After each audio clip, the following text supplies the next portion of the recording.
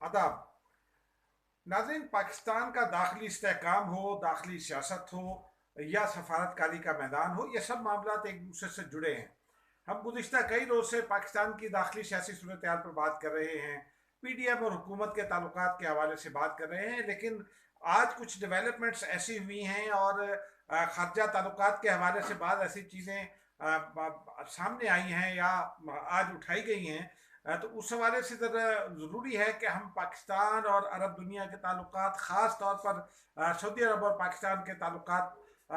को देखें, और उसी तनाजुर में यानी कि पाकिस्तान के जो एक्सटर्नल मामलात हैं या सफारतकारी के मामलात हैं, उन्हीं के तनाजुर में हम दाखिली सूरत हाल को भी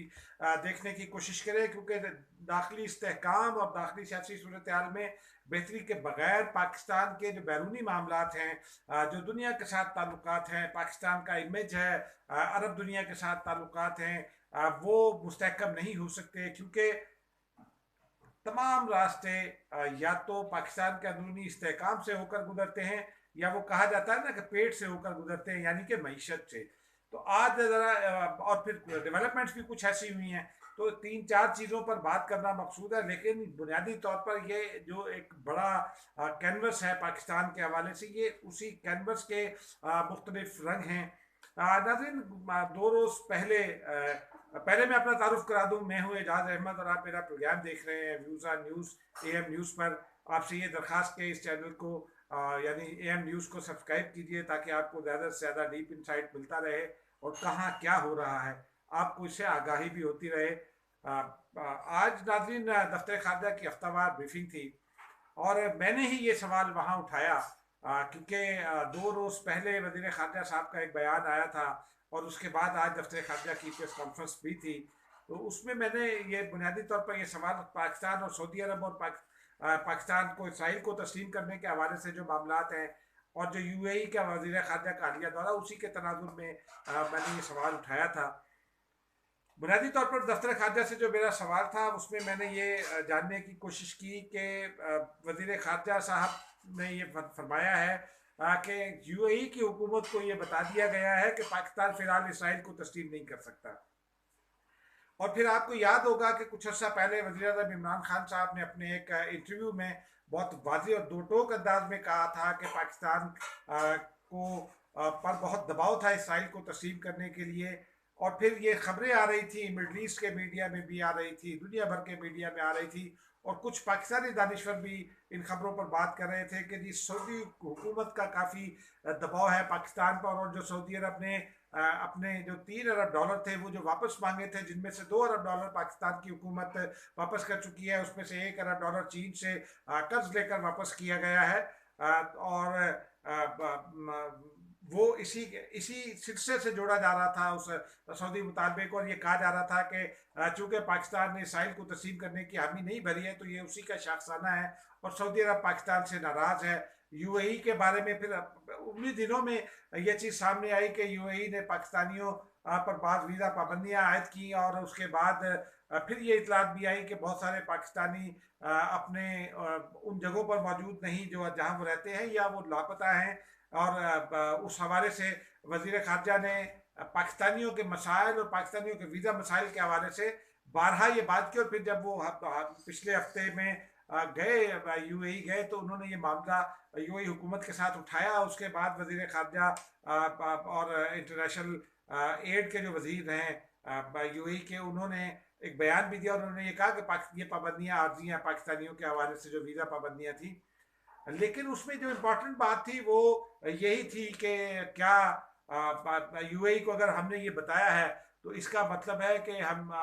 पाकिस्तान पर कोई ना कोई दबाव था, वरना एक ऐसी हुकूमत को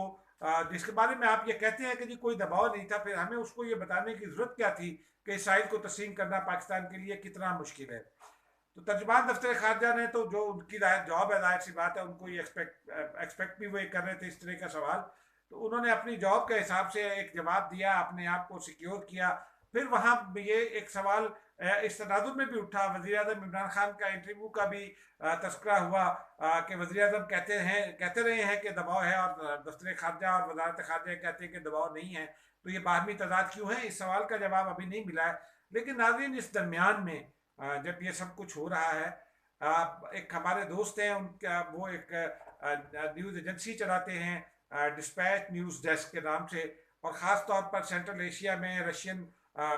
زبان بولنے والے جو ملک ہیں، وہاں ان کی جو نیوز سروس ہے وہ کافی اسٹرانگ ہے، یعنی کہ رشین زبان میں بھی اور پھر انگلش میں بھی کافی اسٹرانگ ہے۔ نیوز اس کے ڈی این ڈی کے لیے پروفیسر شادیہ چیمہ ہیں، ایک اچھی رائٹر ہیں، ایک نیا اضافہ ہے دنیا کے مختلف جو جرائد ہیں، جو ویب سائٹس ہیں، جو تھنک ٹینکس ہیں، ان کے لیے وہ ریسرچ بھی کرتی ہیں، لکھتی ہیں۔ ان کا ایک آرٹیکل سامنے آیا ہے، اور انہوں نے اپنے آرٹیکل کی جو ان کا یوں کہیے کہ جو ہیڈ لائن ہے، یا جو ان کا مرکزی خیال ہے اس آرٹیکل کا، وہ ہے کہ پاکستان اور سعودی عرب کے تعلقات ٹرانسفارمیشن کے پروسیس میں ہیں۔ پروفیسر شادیہ چیمہ کا یہ اگر آپ پڑھیں آرٹیکل، تو اس میں سوچ کے بہت سارے نئے زاویے ہیں۔ انہوں نے اپنے آرٹیکل میں جہاں بہت ساری چیزوں کو وضاحت سے لکھا ہے، مثلا انہوں نے یہ لکھا ہے کہ سعودی عرب کو یہ مکمل طور پر حق حاصل ہے کہ وہ اپنی خارجہ پالیسی اپنے حساب سے طے کرے، یہ بات بالکل درست ہے۔ اور انہوں نے انڈیا اور سعودی عرب کے تعلقات کے حوالے سے بھی لکھا ہے، لیکن ساتھ انہوں نے اس جانب بھی توجہ دلائی ہے کہ سعودی عرب نے پاکستان پر کبھی یہ بربلا یہ دباؤ نہیں ڈالا کہ وہ ایران کے ساتھ اپنے تعلقات ختم کرے، کیونکہ عرب اور عجم کے تناظر میں جو ایک تعلقات ہیں سعودی عرب کے ایران کے ساتھ، جو عرب دنیا کے کشیدہ تعلقات ہیں ایران کے ساتھ، اس میں یہ بڑا امپورٹنٹ سوال ہے۔ اسی طرح کی بہت سارے نکات انہوں نے اس میں بیان کیے ہیں۔ پھر جو سعودی عرب کے انڈیا میں انویسٹمنٹ کے حوالے سے تھے، اور وہاں بھی پروفیسر شادیہ چیمہ نے یہ بتانے کی کوشش کی ہے کہ وہ دو انڈیپینڈنٹ ملکوں کا معاہدہ، اور یہی حکومت پاکستان کی اور وزارت خارجہ کی آفیشیل لائن بھی ہوتی ہے کہ وہ دو ملکوں کے تعلقات پر کوئی اعتراض نہیں کرتے، لیکن خارجہ پالیسی میں یہ چیزیں البتہ میٹر ضرور کرتی ہیں۔ تاہم انہوں نے یہ بتانے کی کوشش کی ہے کہ پاکستان کو سعودی عرب نے کہیں سے بھی یہ کہنے کی کوشش نہیں کی ہے کہ پاکستان اس کے لیے اہم نہیں ہے، بلکہ جو ابھی ریسنٹ بیانات ہیں سعودی عرب سے بھی، اور پھر یو اے ای کے وزیر خارجہ کا بیان، تو پروفیسر شادیہ چیمہ کے مطابق یہ حوصلہ افزا بات ہے، اور یہ دونوں ملکوں کے جو تعلقات ہیں اس سے ان کو یہ حق حاصل کہ وہ اپنی اپنی لائن پر رہ کر آگے بڑھیں۔ ناظرین، اس میں ظاہر سی بات ہے ہمارے پاکستانیوں کے کنسرنز ہوتے ہیں، پھر جو بعض پالیسی میٹرز جو ہیں وہ ان کے اوپر ہر آدمی کی اپنی ایک رائے مختلف ہوتی ہے، اور سوچ کا انداز مختلف ہوتا ہے، تبصرے کا انداز مختلف ہوتا ہے، لیکن شادیہ چیمہ صاحبہ جو ہیں انہوں نے بالکل سوچ کے نئے زاویے دیے ہیں۔ مثلا انہوں نے ایک سبق جو مجھے ان کے آرٹیکل سے ملا ہے، یا جو ایک پیغام ان کے آرٹیکل سے ملا ہے، وہ یہ ہے، اور یہ بہت اچھی بات ہے، بہت ہی کم پاکستانی رائٹرز جو ہیں وہ اس انداز میں سوچتے ہیں۔ انہوں نے یہ پیغام دینے کی کوشش کی ہے کہ پاکستان کو اور پاکستانیوں کو یہ چاہیے کہ وہ کسی دوسرے ملک کو قرض کرنے کے بجائے یا برا بھلا کہنے کے بجائے ذرا اپنے اندر جھانکیں۔ مثلا ہمارے معاملات جو ہیں وہ کئی حوالوں سے دنیا ہم سے بہت ساری چیزوں پر بہت ساری چیزیں ایکسپیکٹ کرتی ہے، ہم کیا کرتے ہیں کیا نہیں کرتے ہیں، یہ ایک اہم سوال ہے۔ پھر مختلف ایشوز پر، عالمی ایشوز پر ہمارا ایک تو قومی رد عمل ہوتا ہے، لیکن جو عوام کا رد عمل ہوتا ہے وہ کیسا ہے؟ ظاہر سی بات ہے کہ جو آپ کا انٹیلیجنسیا، یعنی جو دانشور طبقہ آپ کا گفتگو کر رہا ہوگا، جو رد عمل دے رہا ہوگا، وہ بیرونی دنیا اس کے اوپر بھی نظر رکھتی ہے، اور پھر آپ کی جو اسٹیٹ کی لائن ہوتی ہے اس کے اوپر بھی بیرونی دنیا کی ایک نظر ہوتی ہے۔ تو یہ بہت امپورٹنٹ پیغام ہے پاکستانیوں کے لیے ان کے اس آرٹیکل میں، کہ ہمیں کسی کو برا بھلا کہنے کے بجائے اپنے آپ کو دیکھنا چاہیے۔ اور پھر جو ہماری معیشت ہے، آج ہی جو اسٹیٹسٹکس ڈویژن ہے اس نے اعداد و شمار جو گزشتہ ہفتے کے مہنگائی کے جاری کیے ہیں، اس میں حکومت تو بہت یہ کہہ رہی ہے جی کرنٹ اکاؤنٹ خسارہ کم ہو گیا، اور آپ کا جو ہے وہ معیشت بہتری کی جانب گامزن ہے، لیکن آج ہی اسٹیٹسٹکس ڈویژن جو ہے، یعنی ادارہ شماریات، انہوں نے یہ بتایا ہے کہ پچھلے ہفتے میں 1.1% مہنگائی میں اضافہ ہوا ہے۔ مثلا مرغی انڈوں کی قیمت اوپر گئی ہے، مرغی کی قیمت گئی ہے اوپر، اور کئی چیزوں کی قیمتیں آگے گئی ہیں، اور یہ اضافہ جو ہے یہ گزشتہ ہفتے کی نسبت ہے۔ اس اگر ہم اس یہ جو ہفتہ ہے دسمبر کا، اس کو اگر ہم اس کے کارسپونڈنگ پیریڈ کے ساتھ کمپیئر کریں، یعنی گزشتہ سال کے اس ہفتے سے کمپیئر کریں، تو مہنگائی میں اضافے کا تناسب بہت زیادہ بلند ہے۔ لیکن ظاہر سی بات ہے، یہ معیشت کے جو ماہرین ہوتے ہیں وہ ان کے تجزیے کرنے کے انداز مختلف ہوتے ہیں، تاہم جو اس ہفتے میں گزشتہ ہفتے کی نسبت جو اضافہ ہوا ہے وہ 0.11% ہے۔ اور ناظرین، جب اگر ہماری معیشت مستحکم نہیں ہوگی، ہماری ایکسپورٹس جب تک نہیں بڑھیں گی، ہماری اکنامک گروتھ، ایگریکلچر گروتھ نہیں بڑھے گی، ہم دنیا کے سامنے سر اٹھا کر کیسے کھڑے ہو سکتے ہیں؟ جو بنیادی بات ہے سعودی عرب اور عرب دنیا اور پاکستان کے تعلقات میں، یا امریکہ اور پاکستان کے تعلقات میں، یا یورپ اور پاکستان کے تعلقات میں، اس میں ہماری ان داخلی سیاسی صورتحال کی بہتری کے ساتھ ساتھ جو ہماری معیشت ہے اس کی بہتری میں کیا آثار ہیں، کیا انڈیکیشنز ہیں، وہ دیکھنا بھی بہت ضروری ہے، کیونکہ جب تک ہم اکنامیکلی بہتر نہیں ہوں گے اس وقت تک دنیا ہماری بات پہ کان نہیں دھرے گی۔ آج کل کی دنیا دماغ کی دنیا ہے، آج کل کی دنیا پیسے کی دنیا ہے۔ مثلا بھارت یا چین کی مثال لے لیں، دنیا جب چین چونکہ بڑا ملک ہے اور اس نے ٹیکنالوجی میں بھی اپنی سبقت کا مظاہرہ کیا ہے، بچوں کے کھلونے جو امریکہ میں بکتے ہیں وہ بھی چین سے بن کر جاتے ہیں۔ امریکہ دنیا میں سب سے زیادہ بڑا مقروض ہے چین کا، اور ٹیکنالوجی میں چین نے جو ہے وہ ٹیکنالوجیکل ایڈوانسمنٹ میں چین نے حیرت انگیز ترقی کی ہے۔ تو اس حساب سے دنیا، خاص طور پر جو امریکہ ہے یا امریکہ کے اتحادی ممالک ہیں، وہ چین سے خطرہ محسوس کرتے ہیں، چینی سوشلزم کو کبھی بنیاد بناتے ہیں، کبھی کچھ اور بہانے بناتے ہیں۔ آج کل انہوں نے بہانہ بنایا ہوا ہے امریکی انتخابات میں مداخلت کے حوالے سے، چین پر بھی کچھ الزامات عائد کیے جا رہے ہیں، چین کے اگینسٹ کچھ پابندیاں بھی عائد کی جا رہی ہیں۔ تو لیکن دنیا اگر چین کے لیے، چین چونکہ خود ایکسپورٹر ہے بڑا ہر چیز کا، لیکن کچھ نہ کچھ تو امپورٹ بھی کرتا ہوگا، تو دنیا اگر چین کے لیے امپورٹ کرے گی، چین کے امپورٹ کرنے کے لیے کوئی چیز بنائے گی تو وہ چین کی آبادی کے حساب سے بنائے گی۔ بھارت کے لیے اگر کوئی چیز بنائے گی، سوئی بھی بنائے گی تو 1 ارب 25 کروڑ کے لیے بنائے گی، پاکستان کے لیے بنائے گی تو 22 کروڑ کے لیے بنائے گی۔ یہ بنیادی فرق ہے۔ پھر آپ کے پاس دنیا سے خریدنے کے لیے اسلحہ، مثلا اسلحہ خریدنے کے لیے، ٹیکنالوجی خریدنے کے لیے، جدید نیوکلیر ٹیکنالوجی خریدنے کے لیے، اور دنیا میں اپنا اثر و رسوخ بڑھانے کے لیے آپ کے پاس کیا ہے، آپ کے پاس کتنی دولت ہے، یہ بھی بہت میٹر کرتی ہے۔ اور ظاہر سی بات ہے، ہمیں ان چیزوں پر توجہ جب تک ہم نہیں دیں گے، ہم دنیا میں بڑے پیمانے پر سامنے آ کر اس طرح خود مقابلہ نہیں کر سکتے۔ ہمیں ضرورت پڑے گی چین کی، ہمیں ضرورت پڑے گی سعودی عرب کی، ہمیں ضرورت پڑے گی یو اے ای کی مدد کی۔ اور پھر جب تک مسئلہ کشمیر حل نہیں ہوتا، یہ بھی ہمیں دیکھنا ہے کہ ہم اس کو بھی کیسے ہم مضبوط بنا سکتے ہیں، پاکستان کے موقف کو، وہ بھی اکنامک جو پراسپیرٹی ہے اس کے بغیر نہیں ہو سکتا۔ تو ان دونوں کو اگر ہم انٹر ریلیٹ کر کے دیکھیں تو پروفیسر شادیہ چیمہ کی بات سمجھ میں بھی آتی ہے، کیونکہ یہ ایک بڑا پیغام ہے کہ ہمیں اپنے اندر دیکھنا چاہیے، اپنی ویکنیسز پر نظر ڈالنی چاہیے، اور ان ویکنیسز کو ہم اپنی اسٹرینتھ میں کس طرح سے کنورٹ کر سکتے ہیں، یہ طریقے ہمیں ڈھونڈنے چاہیے۔ یہی ہماری ترقی کا بھی راز ہوگا، اور دنیا میں ہماری پھر کچھ پالیسیز کو ری ڈائریکٹ کرنے کی ضرورت ہے، اور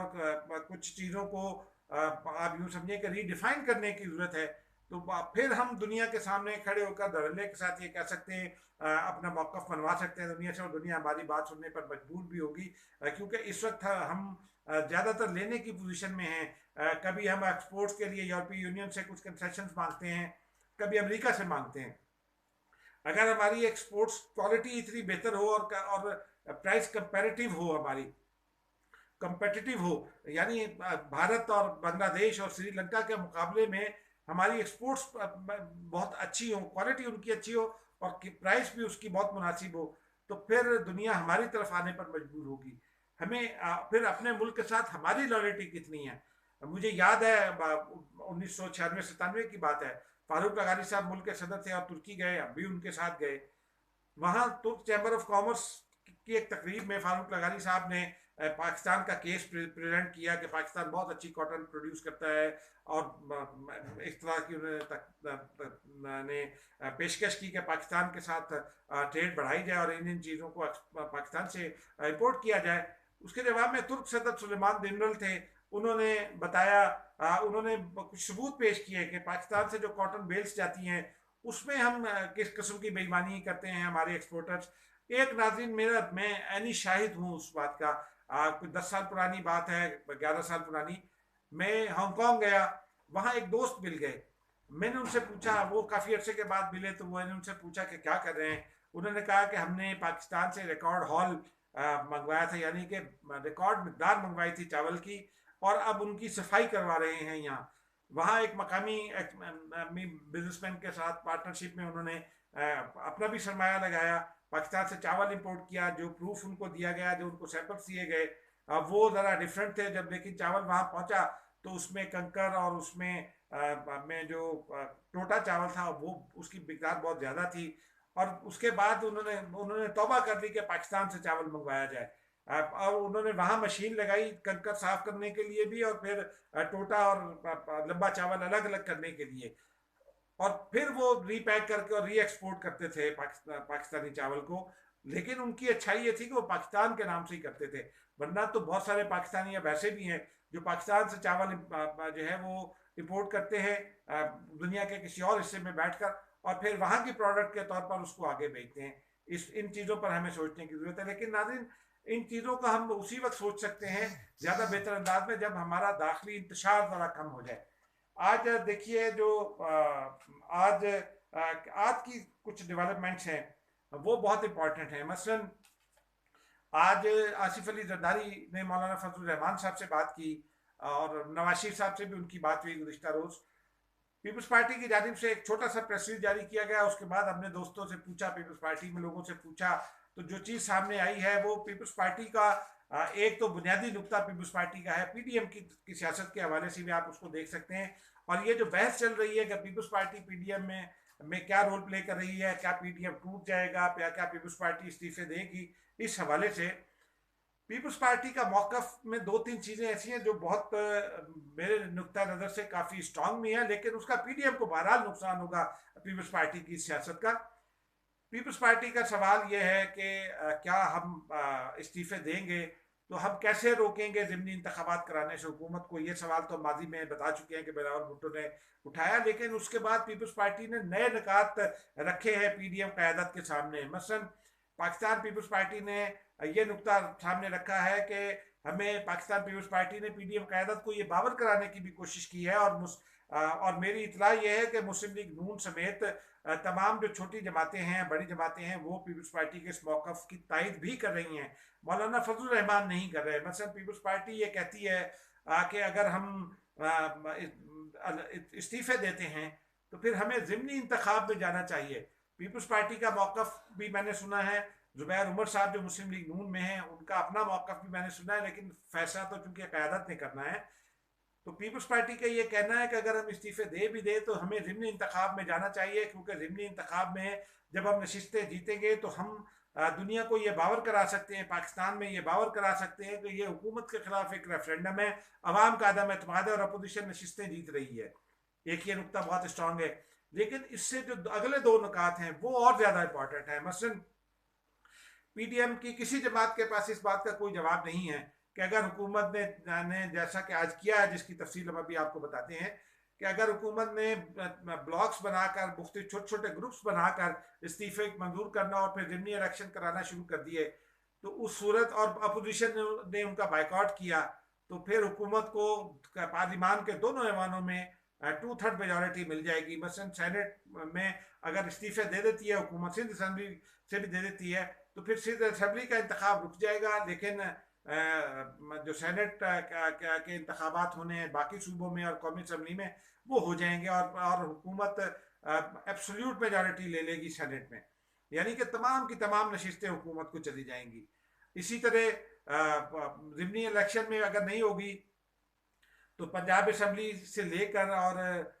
قومی اسمبلی تک ہر جگہ جہاں جہاں بھی ضمنی الیکشن ہوگا سوائے سندھ کے، وہاں پر حکومت ایبسولوٹ میجورٹی میں آ جائے گی اور وہ 2/3 سے بھی آگے چلی جائے گی. اور پیپلز پارٹی کا یہ خدشہ ہے کہ 18ویں ترمیم کو رول بیک کر دیا جائے گا، اور پھر خاص طور پر حکومت کا ابھی ایک قدم سامنے آیا ہے کہ این ایف سی سے جو وسائل ملیں گے صوبوں کو، ان ان کو خرچ کرنے کا میکینزم وفاقی حکومت بنائے گی، یعنی ان وسائل پر کنٹرول عملی طور پر وفاقی حکومت کو ہوگا۔ اس کو آپ ذرا جو آئی لینڈ والا جھگڑا ہے، آئی لینڈ اتھارٹی والا، اس کے تناظر میں دیکھیے تو صوبائی حقوق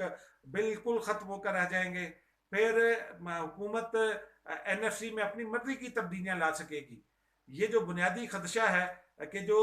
ایک لمبے عرصے کے بعد جو پیپلز پارٹی کی 2008 پہ آنے والی حکومت تھی، اس میں ورٹیکل اور ہاریزونٹل بنیادوں پر وسائل کی تقسیم کا فیصلہ کیا گیا تھا، یعنی بلوچستان کا جو ہاریزونٹل بنیادوں کا مطالبہ تھا اور جو پنجاب کا ورٹیکل بنیادوں کا مطالبہ تھا، دونوں تقسیم کر کے ایک فارمولا بنایا گیا تھا کہ غربت اور آبادی اور جو علاقہ ہے اس صوبے کا، اس کی ان تمام معاملات کو مد نظر رکھ کر ان صوبوں کو وسائل دیے جائیں۔ تو صوبوں میں بہتری آئی ہے پچھلے، اگر آپ 10 سال میں دیکھ لیں اور اس سے پہلے کے 10 سال سے کمپیئر کر لیں تو صوبوں میں کافی بہتری آئی ہے۔ ٹیکسیشن کا نظام بہتر ہوا ہے اسی فارمولے کی وجہ سے۔ سندھ میں جو اب ہم ایف بی آر دعویٰ کرتا ہے کہ اتنا زیادہ ٹیکس وصول کر لیا اور ٹیکس ریونیو کلیکشن جو ہے وہ بہت بہتر ہو گئی ہے، تو اس کی بنیادی وجہ یہ ہے کہ جو 18ویں ترمیم سے صوبوں کو اختیار ملا ہے، اس میں صوبے چونکہ ٹیکس دینے والے کے قریب ہیں، وہاں سے وہ ٹیکس کلیکشن ان کی بہتر ہوگی اور مرکز کے وسائل بہتر ہوئے ہیں، اور یہ بنیادی نقطہ ہے۔ پھر سینٹ الیکشن کے حوالے سے بھی جو میاں رضا ربانی صاحب نے نکات اٹھائے کہ کس طرح سے جو نیشنلسٹ آوازیں ہیں وہ آؤٹ ہو جائیں گی اور پھر وہ باہر جا کر اسٹرانگ ہو جائیں گی اور مرکز گریز قوتیں جو ہیں وہ مضبوط ہوں گی۔ تو یہ بہت سارے اہم سوالات ہیں جس کا مولانا فضل الرحمان کے پاس بھی کوئی جواب نہیں ہے، لیکن جو نون لیگ کے رہنما یہ کہہ رہے ہیں کہ استعفے دے دیں، ان کے پاس بھی کوئی جواب نہیں ہے۔ اب اس میں جو بنیادی خبر ہے، آج پاکستان پیپلز پارٹی کے بعض ذرائع سے ہماری بات ہوئی اور پھر مسلم لیگ نون کے بھی بعض ذرائع سے بات ہوئی، ان کا یہ کہنا ہے کہ مسلم لیگ نون کے پاس استعفے بہت ہی قلیل تعداد میں جمع ہوئے ہیں اور پاکستان پیپلز پارٹی کے پاس 99.9% استعفے ہو گئے، یعنی صرف ایک استعفیٰ رہ گیا ہے۔ کے پی اسمبلی کے استعفے ان کے پاس ہیں، قومی اسمبلی کے استعفے ان کے پاس ہیں، سینٹ کے استعفے ان کے پاس ہیں، پنجاب اسمبلی کے استعفے ان کے پاس ہیں، لیکن سندھ میں 96 نشستوں میں سے 3 تو خالی نشستیں خالی ہو گئی تھیں امیدواروں، معاف کیجیے گا، ایم پی ایس کے انتقال کی وجہ سے۔ جو باقی بچے 92 لوگ، ان میں سے 91 استعفے وہ کہتے ہیں ان کے پاس موجود ہیں، اور راجہ مہر ایک ایم پی اے ہیں گھوٹکی سے پاکستان پیپلز پارٹی کے، انہوں نے ابھی جو پچھلی نشست خالی ہوئی تھی جس پر محمد بخش مہر نے الیکشن لڑا تھا اور علی گوہر کے بیٹے کو شکست ہوئی تھی، علی گوہر مہر کے بیٹے کو، وہ اس وقت وہ علی گوہر مہر کے مہر گروپ میں چلے گئے تھے اور پاکستان پیپلز پارٹی کی مخالفت کی تھی، لیکن انہوں نے نشست اپنے پاس نہیں رکھی، اور وہی ایک واحد ایم پی اے ہے جنہوں نے اپنا استعفیٰ بلاول بھٹو زرداری کو ابھی تک نہیں بھجوایا۔ باقی پیپلز پارٹی کے ذرائع یہ کہتے ہیں کہ تمام استعفے ہمارے پاس جمع ہو گئے ہیں۔ نون لیگ کے پاس استعفے کم ہیں، لیکن بہرحال نون لیگ کے اکثریت کی یہ خواہش ہے کہ ضمنی الیکشن لڑا جائے، وہ تو استعفے نہ دیے جائیں اور لانگ مارچ سے ہی کام چلایا جائے۔ اسی لیے یہ اطلاعات بھی سامنے آ رہی ہیں کہ لانگ مارچ جو ہے وہ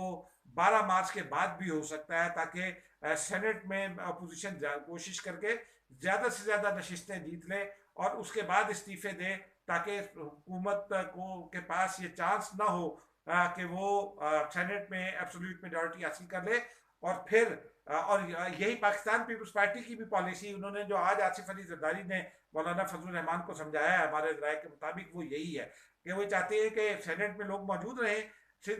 اسمبلی میں موجود رہیں، لیکن جب قومی اسمبلی اور دیگر صوبوں سے استعفے دیں تو وہ جہاں جہاں بھی ضمنی انتخابات ہوں اپوزیشن وہاں کنٹیسٹ کرے اور حکومت کے خلاف ایک ماحول بنائے، اور لوگوں کو اور پھر یہ بتائے نشستیں جیتنے کے بعد کہ لوگ حکومت پر عدم اعتماد کا مظاہرہ کر رہے ہیں۔ آصف علی زرداری نے میری اطلاع کے مطابق مولانا فضل الرحمان سے آج یہ بھی کہا ہے اور نواز شریف صاحب سے بھی کہا ہے کہ استعفے پاکستان پیپلز پارٹی بھی اپنے استعفے مولانا فضل الرحمان کے حوالے کرنے پر تیار ہے، بشرط یہ کہ ساری جماعتیں اپنے استعفے مولانا فضل الرحمان کے پاس جمع کرا دیں، اور پھر مولانا فضل الرحمان کو ہی یہ اختیار بھی دیا گیا ہے آج کی گفتگو میں۔ آصف زرداری نے ان کو یقین دلایا ہے کہ آپ بھی اسپیکر کے پاس جا کر یہ استعفے دے سکتے ہیں، ان کے حوالے کر سکتے ہیں، البتہ پارلیمانی لیڈر یا چیف وپ ہمارے آپ کے ساتھ چلے جائیں گے، یہ انہی حوالوں سے پی ڈی ایم پر میں کے سربراہی اجلاس میں غور ہونا ہے جو اگلے چند روز میں ہوگا. تاریخ اس کی 29 دسمبر کے بعد آئے گی کیونکہ پاکستان پیپلز پارٹی کی سینٹرل ایگزیکٹو کمیٹی میں یہ معاملہ جائے گا. تو اس میں اس حوالے سے ایک خبر یہ بھی ہے جو گزشتہ روز ہمیں آفتاب شیرپاؤ صاحب نے بتائی کہ جو اسٹیئرنگ کمیٹی ہے پی ڈی ایم کی اس کو یہ کام سونپا گیا, ذمہ داری سونپی گئی ہے کہ وہ سربراہی اجلاس میں یہ تمام نکات جو پاکستان پیپلز پارٹی نے اٹھائے ہیں ان کو سامنے رکھے اور پھر ایجنڈا تیار کرے اس سربراہی میٹنگ کا, اور ایک لائن آف ایکشن سجیسٹ کرے کہ استعفوں کے معاملے سے کیسے نمٹنا ہے. ایک تو یہ چیزیں ہو گئیں ناظرین. لیکن آج ایک بہت انٹرسٹنگ واقعہ ہوا ہے. مسلم لیگ نون کے 2 ارکان نے جو جن کا تعلق مانسیرا اور ایبٹ آباد سے ہے, مثلاً مرتضیٰ جاوید عباسی صاحب ڈپٹی اسپیکر بھی رہے اور قومی اسمبلی کے ممبر بھی ہیں, انہوں نے, اور کیپٹن صفدر کے ایک کزن ہیں جو کیپٹن صفدر کی نااہلی کے باعث جو ایم این اے بن گئے تھے, انہوں نے اپنے استعفے سوشل میڈیا پر ڈال دیے تھے. اور اس کے بعد یہ قومی اسمبلی کی جانب سے یہ بتایا گیا کہ انہوں نے اپنے استعفوں کی کاپی اسپیکر کو بھی بھجوا دی تھی. اسپیکر صاحب نے وہ استعفے جو ہے وہ آج دیکھے اور ان کے اوپر لیٹر جاری کر دیا اور 1 ہفتے میں ان کو طلب کر لیا دونوں استعفوں کی تصدیق کے لیے, اور یہ بھی کہا ہے کہ اگر آپ حاضر نہیں ہوں گے تو پھر آپ کے استعفے منظور تصور ہوں گے اور نشستیں خالی قرار دے دی جائیں گی, جس پر مسلم لیگ نون کی صفوں میں کافی کھلبلی ہے. اس حوالے سے رانا ثناءاللہ نے بہت ساری باتیں کی ہیں اور کچھ انکشافات بھی کیے شاہ محمود قریشی صاحب کے حوالے سے, وہ آپ سب جانتے ہیں. خواجہ آصف صاحب نے البتہ یہ کہا ہے کہ 31 جنوری تک استعفے پارٹی قیادت کے پاس جمع کرانے کا حکم ہے اور کی ہدایت ہے, اور پارٹی قیادت فیصلہ کرے گی استعفوں کے حوالے سے. انہوں نے ارکان کو پھر یہ کہا ہے کہ وہ استعفے اسپیکر کو نہ بھیجیں اور اپنے استعفوں کی کاپی سوشل میڈیا پر نہ ڈالیں. مریم اورنگزیب کا بھی ایک اسٹیٹمنٹ سامنے آیا ہے اور انہوں نے یہ کہا ہے کہ جو اسپیکر صاحب